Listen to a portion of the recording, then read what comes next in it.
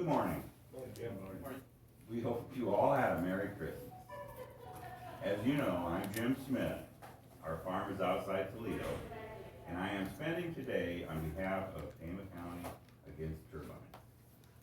I've attended many of these meetings in the past 8 months, probably going on 9, isn't it? Many times I've heard Dan and others say farmers should be able to do whatever they want with their land. While that's a good wish, it's far from the fact. The fact is, today, farmers can't do just whatever they want with their own land. My wife Nancy can tell you that. She retired from the FSA office and knows how many government regulations pertain to what we can and cannot do with our own farmland. Government regulations, ordinances, and laws help protect the land, those who farm it, and those who live on or near or downstream from it. For example, we can no longer dump trash and old junk on creek beds like earlier generations did. Today, those items must be properly disposed of and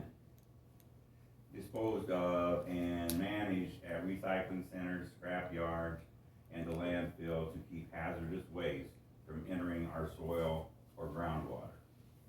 Unlike our ancestors, we can't dump waste oil or chemicals on the road or in the ditch anymore either. Had a neighbor used to do that. Use crankcase oil right in the middle of the road, you know? It cuts down dust for every 40. Yeah, but when you're driving through it and it's just a big pool of oil there, that's not a good deal. Those two must be properly disposed of to help prevent soil and water contamination.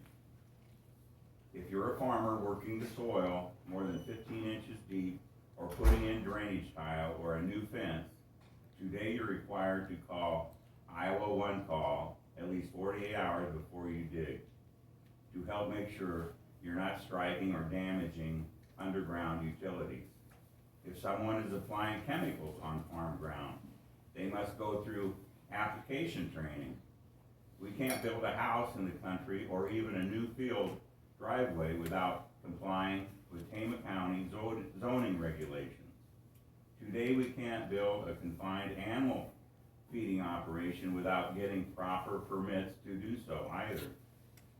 And if you operate a confined animal feeding operation, state law requires that all commercial manure applicators and confinement site manure applicators with more than 500 animals must be certified to handle, transport, or land apply manure. I'm not joking today. If you operate a large confinement animal feeding operation, or if you're a commercial manure applicator, you must be certified to do so. The Iowa Department of Natural Resources says we shouldn't spread manure on frozen farm fields to help reduce runoff into streams. If you do operate a large livestock confinement operation, you're required to file annual manure management plans with the Iowa Department of Natural Resources. If you fail to file or improperly account for the amount of manure and or commercial fertilizer you apply, you could be facing big fines. For example, a Hamilton County farmer who operates 5 confinement buildings with about 3,060 head of hogs was fined $5,000 recently for 12 late submissions of manure management plans updates in and from the years 2009 through 2020. He also submitted a late phosphorus index plan in 2021, that year. The Iowa Department of Natural Resources determined that his manure application rates were improperly calculated. The DNR said that resulting in the application of manure and commercial fertilizer in excess of the nitrogen use levels necessary to achieve optimum crop yield. Those are some examples of the way we as landowners must obey the laws, regulations, and ordinances when it comes to our land. While farming is big business today, it's important to note that commercial wind and commercial solar projects are not agricultural businesses. They're industrial, electrical, manufacturing operations consuming precious farmland. As we think about how to best preserve the quality of life here in Tama County for people, livestock, and wildlife in the future, let's first look at how we zone our agricultural land. Let's remember that ag land is intended for farming, not industrial projects.